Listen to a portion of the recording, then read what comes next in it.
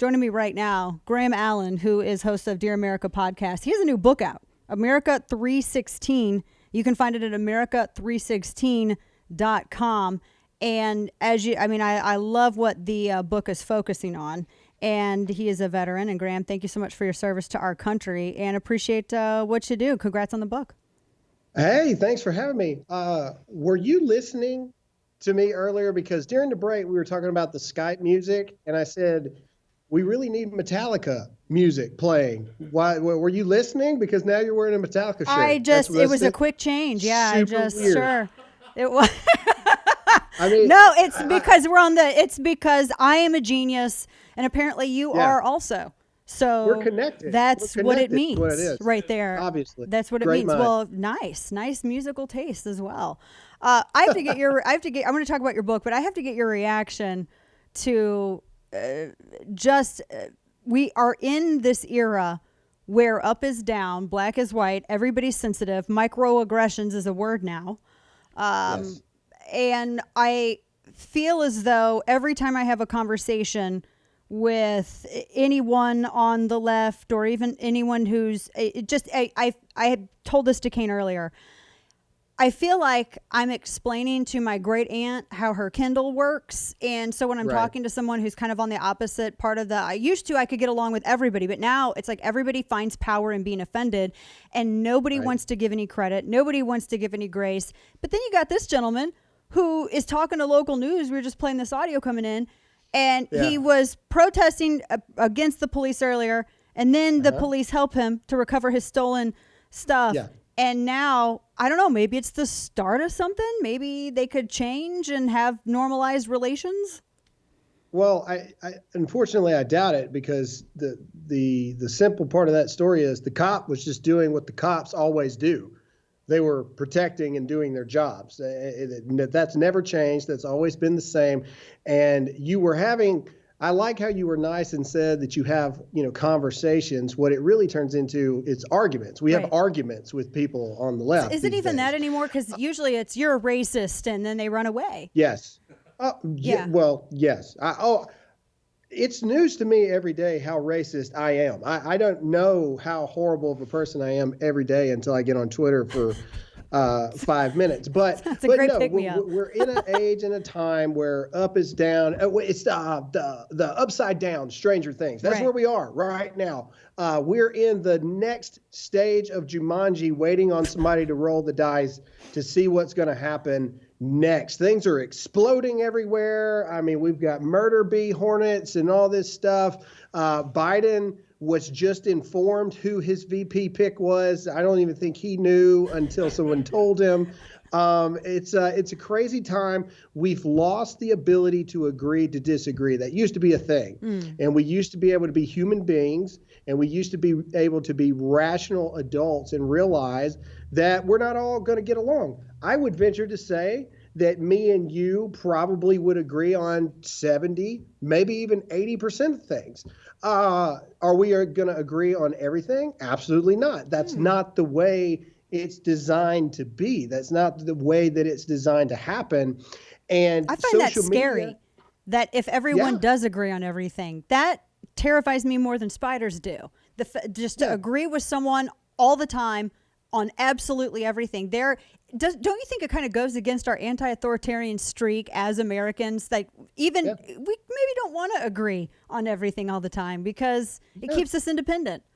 It's creepy. It's like the movie It. We all float down here. It's like we all float down here. Or that scene. Have you ever seen that movie, The Faculty? I like to use movie references. Gosh, that's a 90s one. Yeah. Yes. Well, where they're all standing in the football field and it's just raining. They're all standing there like drones. Like that's what I feel like when I see a lot of these people.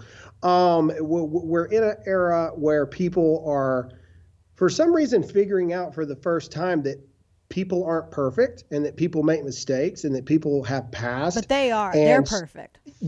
Well, yes, they're perfect. They're finding out we're not perfect. And social media has become this thing to where people can find out, wow, you've had changes of opinion throughout your life, or wow, you've said things that you probably should not have said about somebody A, B, or C, several years ago, and you're crucified for it now. We have everybody under a microscope. Everybody sees everybody's bad day. Presidents used to be able to cuss people out behind closed doors. Hell, and they would nobody beat ever each knew other about on it. the floor of the house with canes. I'm not saying that they should do that, by the way. I'm just saying we it's should. actually Maybe gotten some a lot people more should. civil. Yeah, but that's my point. Like, people used to be able to vent frustration because that is a normal, natural thing. Vent the frustration, cuss everybody out behind closed doors, walk outside to the Rose Garden, deliver what you have to deliver, and then that's that. Now, people tattling everybody. President Heard being upset from stubbing toe on door, says obscene word, worst president in history. Yeah, it's crazy. I think we expect perfection of people when we can't find it within ourselves, and a lot of people don't realize that these elected officials are simply a reflection of who the electorate is and what they want. But I liked something that you touched upon, and we talk about on the show quite frequently. We're talking with Graham Allen, who has a new book out, America 316, that if perfection were a requirement for any of us to hold elected office, not a single one of us would be eligible for elected office. And I like politicians that don't act like Stepford wives, men and women. I like them to be who they are, and I like them to answer naturally. I want to ask you about your book, America 316. Tell me about, I'm most curious about the title. Well, I've always been a fan of your books, and I think that you're brilliant in what you do. And this is my very first one, so hopefully I'll be able to get another one. Everyone always would tell me that they would write the book normally, and then it was a hard process for them to decide the title. I don't know. I had a lot of people tell me that. For me, it was the exact opposite. I don't know why. It was just one of those things. It just popped up in my head. I'm an old wrestling fan back in the day. Me and the Undertaker are really good friends.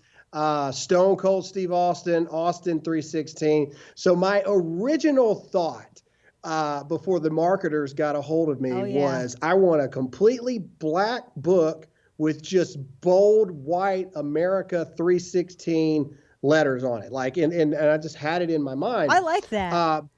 But see, I thought it would be good, but they made me put my face on it. But anyway, yeah, they like that. They like making you put your face on stuff. Yeah. But anyway, so the point of it is exactly as you would see it.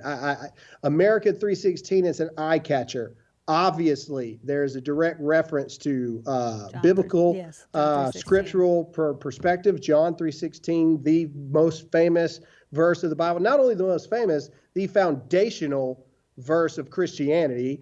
And then America, which unfortunately in 2020, the word America has almost become like this, kind of word, America, they've got some problems right now.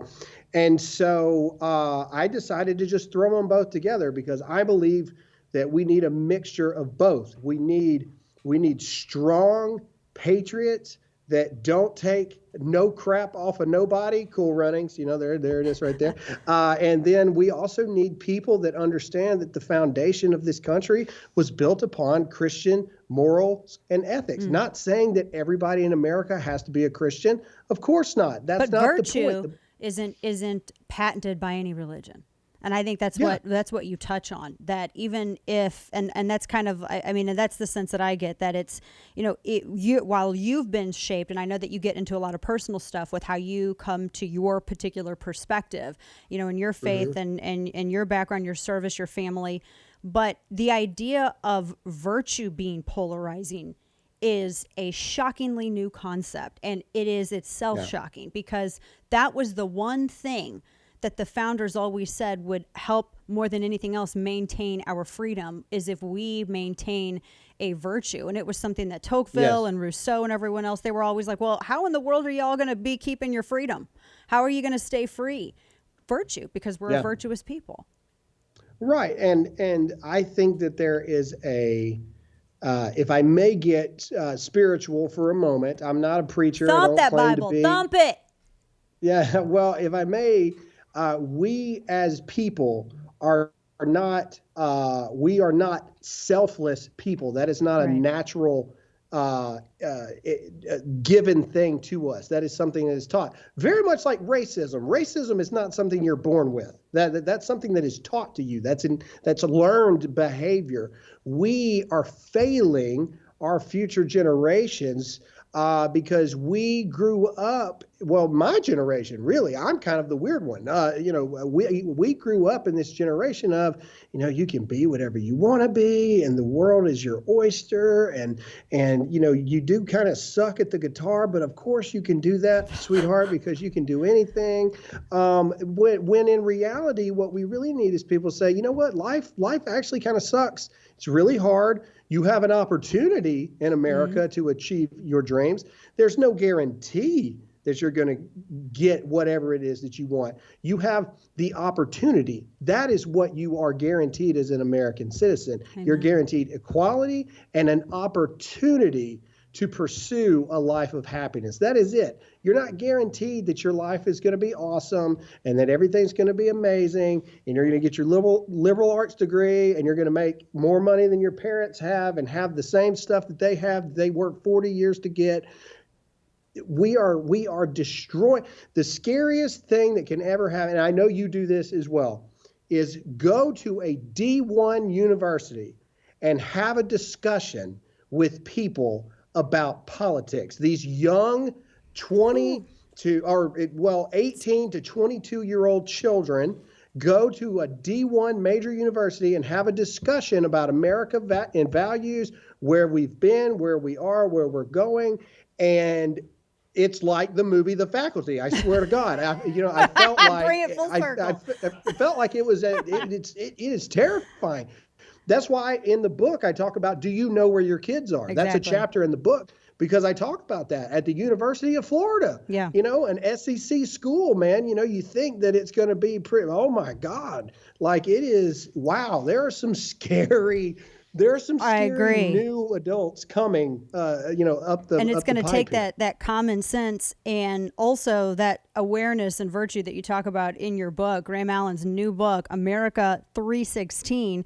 And you can go to America316.com to learn more about it. Graham, appreciate what you do. And I love that you wrote this with a biblical, scriptural perspective in mind because, man, that's something that we need more of, right?